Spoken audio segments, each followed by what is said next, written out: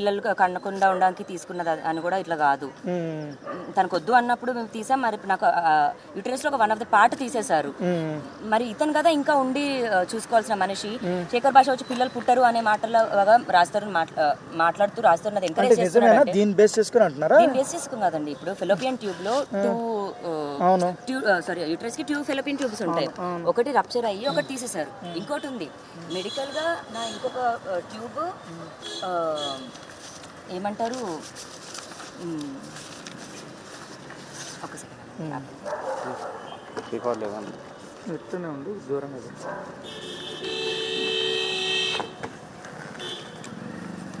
Sorry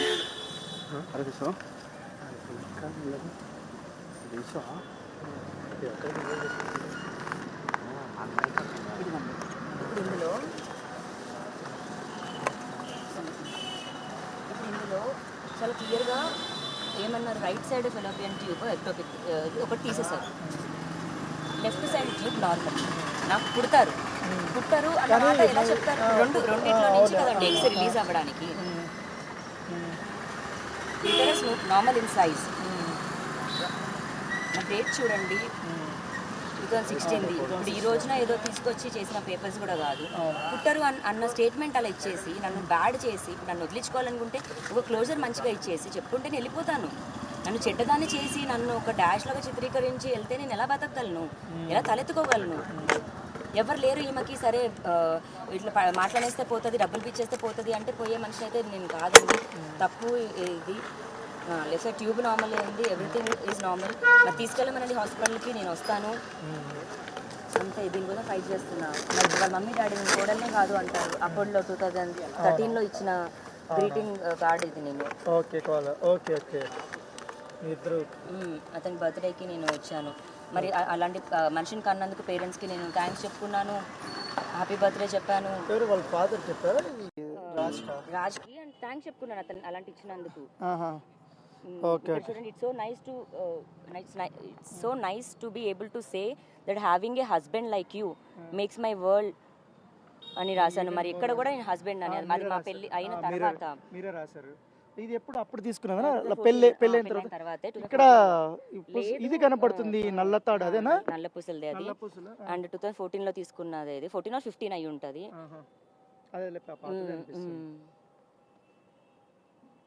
మరి ఇప్పుడు ఏమైనా ఉన్నాయంటే ఇవే అండి. మనిషి వెళ్ళిపోయాడు ఇంట్లో నుంచి. సో మీతో మాట్లాడేది అవన్నీనా? వీడియో కాల్స్ ఓకే, వాళ్ళే పోసుకుంటున్నాడు.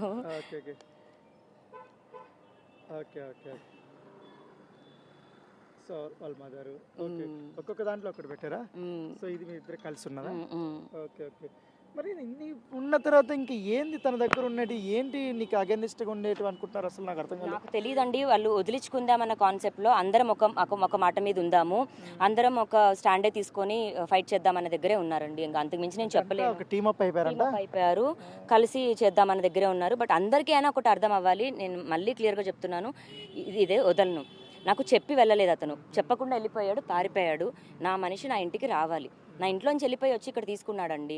మేము గొడవపడి ఏదో ఎలా చూపిద్దాం అనుకున్నారు కోర్టుకు కూడా లీగల్గా అని అంటే సపరేట్ ఉన్నాము, ఇంకా మాకు విడిపోదాం అనుకుంటున్నామని దగ్గర చూపిద్దాం.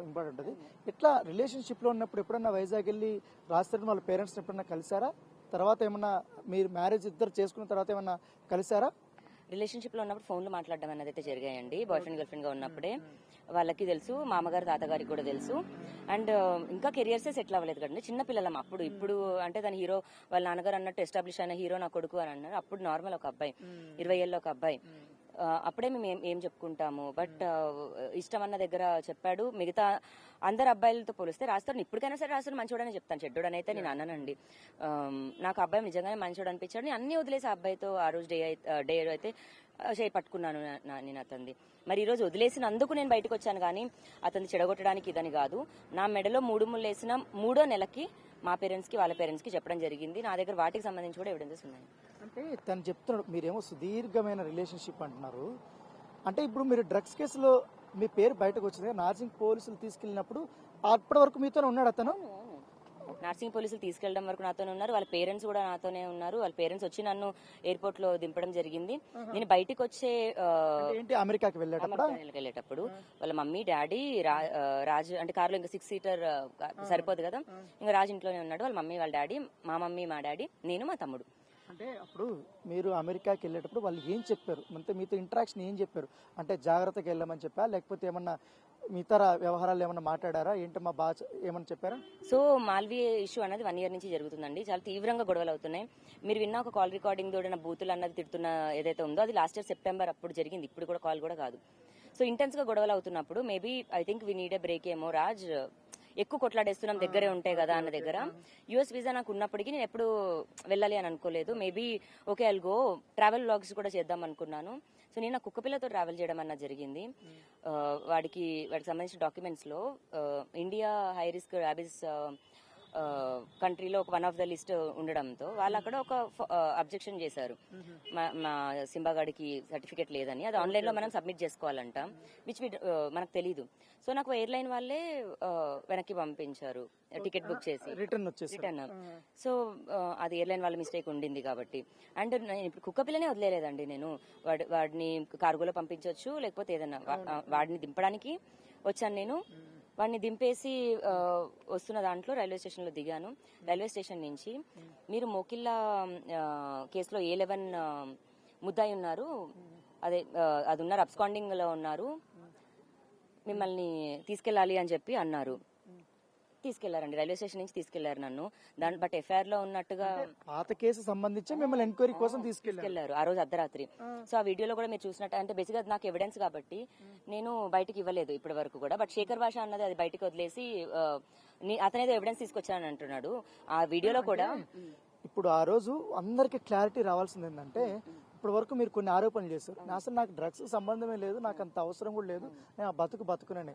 కానీ మిమ్మల్ని మాత్రం ఆ రోజు ఇంట్లో సెర్చ్ చేసిన తర్వాత కొత్త దొరికిందని, ఆ దొరికిన తర్వాత ఎవిడెన్స్ గా చూపించి మిమ్మల్ని జైలు పంపించామని అంటారు. అసలు ఏం జరిగింది ఆ రోజు? ఈ వీటికన్నిటికీ వచ్చే ముందు అది అనేది ఏం జరిగింది ఆ రోజు? సో మీరు ఆ వీడియోలో అయితే చూసుంటారు,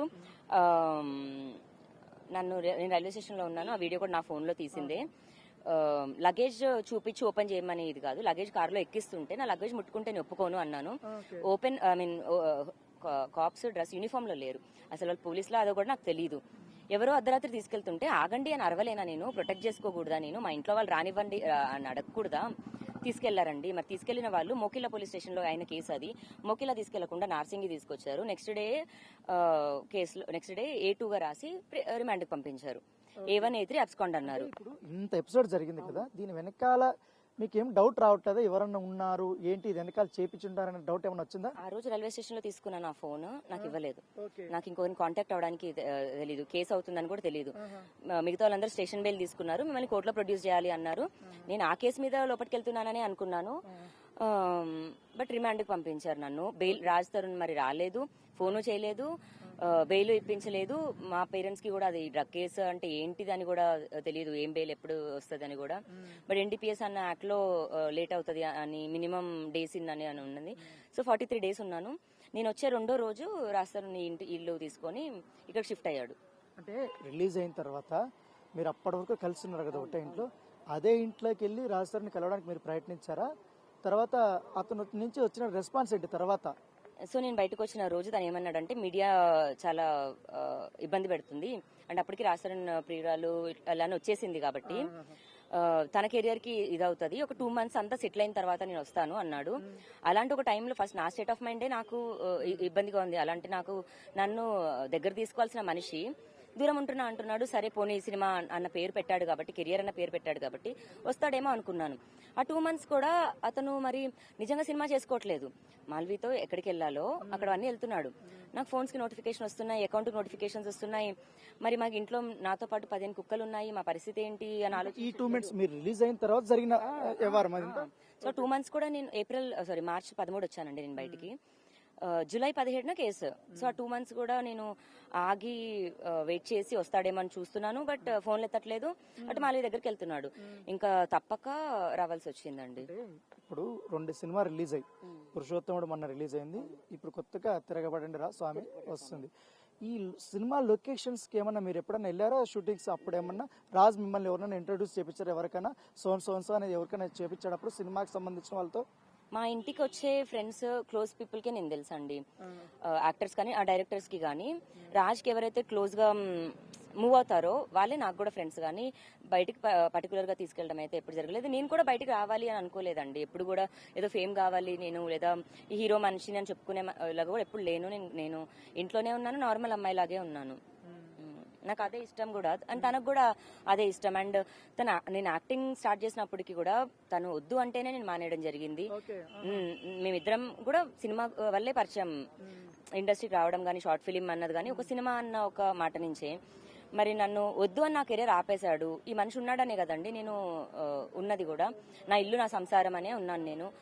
ఈ రోజు వదిలేశాడు, మరి నా పరిస్థితి ఏంటి, నా కెరియర్ ఏంటి, మరి నాది కెరియర్ కాదా, నాది లైఫ్ కాదా, నాది కుటుంబం కాదా? మీరు ఇంత త్యాగం చేశారు కదా రాజు కోసం, ఇంతగా లవ్ చేశారు, తన భర్త అంటున్నారు కదా మీరు. అలాంటి వ్యక్తి, ఇన్ని సంవత్సరాలు ట్రావెల్ చేసిన వ్యక్తి ఇప్పుడు మిమ్మల్ని ఈరోజు ఒక ప్రెస్ మీట్లో ఒక మాట అన్నాడు, నన్ను చూసి లేనిపోని ఆరోపణలు చేస్తున్నారు, అసలు ఆమె దగ్గర ఉన్నటువంటి ఎవిడెన్స్ ఏంటి, చెప్పిందే చెప్తుంది కానీ ఎటువంటి ఎవిడెన్స్ లేదు, నా దగ్గర ఉన్న ఎవిడెన్స్ అంటున్నాడు. ఈ మాటలు ఎంతే ఎట్లా అనిపిస్తుంది, అంటే తనతో బాగా క్లోజ్గా ఉన్నటువంటి మీరు కదా, ఎట్లా అనిపించింది? అతను వదిలించుకోవడానికి ఎక్కడికైనా వెళ్తామని ప్రిపేర్ అయిన తర్వాతే ఇది జరిగిందండి. నాకు తెలుసు ఈ మాటలన్నీ కూడా వస్తాయి అని కూడా నాకు తెలుసు. నేను ఇవన్నీ 1 year నుంచి నేను ఆల్రెడీ అనుభవిస్తున్నాను. హర్యానా విషయంలోనే వీళ్ళు ఇదంతా చెయ్యాలి. నేను ఒక క్వశ్చన్ అడుగుదాం దానికి ముందే లేదు. ఈ హర్యానాకి సంబంధించిన విషయం ఆల్రెడీ మీరిద్దరు రిలేషన్షిప్ లో ఉన్నప్పుడు ఆ విషయం రాజ్ తరుణ్ వాళ్ళ పేరెంట్స్ కూడా తెలిసినప్పుడు హర్యానా రాజ్ తరుణ్ వాళ్ళ ఫాదర్కి ఫోన్ చేసి వాళ్ళు కొంచెం మాట్లాడుకున్నారు క్లోజ్గా. దాంట్లో కొన్ని ఫొటోస్ బయటపడ్డాయి, నాకు చూసా. తను మందు తాగుతూ మందు బాటలు చూపెడుతున్నాడు, హర్యానాతో మీ గురించి మీ వ్యవహారం అనేది డిస్కస్ చేశాడు. ఏంటి హర్యానా అంతా క్లోజ్ అయిపోయింది అప్పుడు ఏమన్నా రాజ్ తరుణ్తో? సో అప్పుడు అమ్మాయి బిగ్ బాస్ చేస్తున్న టైం అండి అది. బిగ్ బాస్ లో ఉన్నప్పుడైనా బయటకు వచ్చిన తర్వాత? బయటికి వచ్చాక కట్ అయిపోయింది వాళ్ళిద్దరిది. అంతకు ముందు వీళ్ళిద్దరికి ఉండింది. ట్రావెల్ చేశారు, ఒక 3 months 4 months అన్నది ట్రావెల్ చేశారు. న్యూ ఇయర్ పార్టీస్ కానీ బెంగళూరు దగ్గర నుంచి వెళ్ళాయి. అవన్నీ ఫొటోస్ కూడా ఉన్నాయి. కాకపోతే నాకు హర్యానాని బ్యాడ్ చేయాలనో లేకపోతే ఇంకేదో అన్నది లేదు. హర్యానాతో మాట్లాడడం జరిగింది, కొట్లాటలు అన్నాయి నాకు ఆ అమ్మాయికి కూడా జరిగాయండి. కాకపోతే అమ్మాయి అర్థం చేసుకుంది, మరి నిజంగానే అమ్మాయి మనసు మంచిది అయి ఉంటది. అంటే ఇతనితో నాకు ఒక గొడవ ఉండడం వల్ల నాకు ఆమెకి డిస్టర్బెన్స్, కానీ నార్మల్ గా అయితే అమ్మాయికి నాకు ఏమి మీ ఇద్దరి మధ్య రిలేషన్షిప్ ఉందని హర్యానాకి తెలిసి పక్కకి వెళ్ళిపోయిందా? కాకపోతే కొన్ని ఆడియోస్ నేను విన్నాను, కొన్ని చాటింగ్ చూశాను. హర్యానా మీకు ఒక సమయంలో తను రాజ్ తరుణ్తో ఉన్నప్పుడు ఫోన్ చేసిందని, మీతో వేరే రకంగా మాట్లాడిందని, నీ పని నువ్వు చూసుకో రాస్తే ఏం పని అన్నట్టుగా కొన్ని వచ్చాయి. నిజమేనా? హర్యానా మీతో మాట్లాడిందండి. అన్ని రికార్డింగ్స్ కూడా ఉన్నాయి, డే 1 నుంచి ఏమన్నది కూడా ఉన్నాయి. సామ్సంగ్ ఫోన్ కి మనం ఏదో సపరేట్ గా ఏదో ఎవిడెన్స్ కోసం రికార్డింగ్ అది కాదు కదండి, ఆటోమేటిక్ కాల్ రికార్డింగ్ అది. సో నా దగ్గర అలా అన్ని సంవత్సరాల నుంచి అలా ఉండింది అంతే. సో హర్యానా అప్పుడు కొంచెం కించపరుస్తూ అయితే మాట్లాడింది. అప్పుడు మాకు గొడవ, బట్ తర్వాత అర్థం చేసుకుంది. మొన్న కూడా సారీ చెప్పింది. నిన్న కూడా నాకు కాల్ చేసి, లావణ్య నేను ఆడియో రికార్డింగ్ నేను వదలలేదు బయటికి, నేనేమైనా వదిలాను అనుకుంటావేమో, నీకు ముందు క్లారిఫికేషన్ ఇవ్వడానికి చేశాను.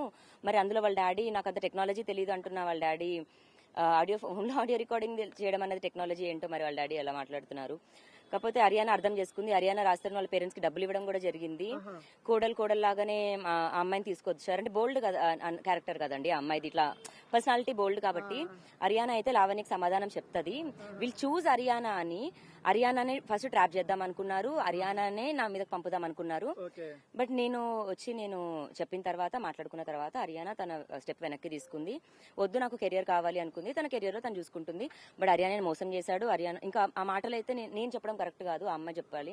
బట్ అదన్నదైతే జరిగింది, అది అవాస్తవం అయితే కాదు. హర్యానా అయిపోయిన తర్వాత, ఎపిసోడ్ అయిపోయిన తర్వాత మీది కూడా ఒక పక్క నడుస్తుంది ఇష్యూస్. ఏంటి మాల్వి మల్హోత్రాతో ఏ సమయంలో రాజ్ తరుణ్ ఇంతగా క్లోజ్ అయిపోయాడు, మిమ్మల్ని పక్కన పెట్టడానికి కారణం ఏంటి? ఈ డ్రగ్స్ ఇష్యూ రాకముందు ఏం జరిగింది ఆ పీరియడ్ లో, మీకు ఆ ముగ్గురికి ఏం జరిగింది అప్పుడు? సో హర్యానాది అయిపోయిన 2 నెలలకి, అంటే హర్యానా అప్పటికి నా ఫ్రెండ్స్ ఇన్వాల్వ్ అయ్యి సెటిల్మెంట్ చేపించారు. అప్పుడు ఇంకా సెటిల్మెంట్ ఇంకోసారి మోసం చేయను అంటే హర్యానాకి ముందే 3-4 ఉన్నాయండి. ఇప్పుడు బయటకు వచ్చి చెప్పాలి అంటే తను అన్నాడా ఇంకోసారి మోసం చేయనని రాజ్ తరుణ్ అన్నాడా? ఎవరితో? హర్యానాతో? నా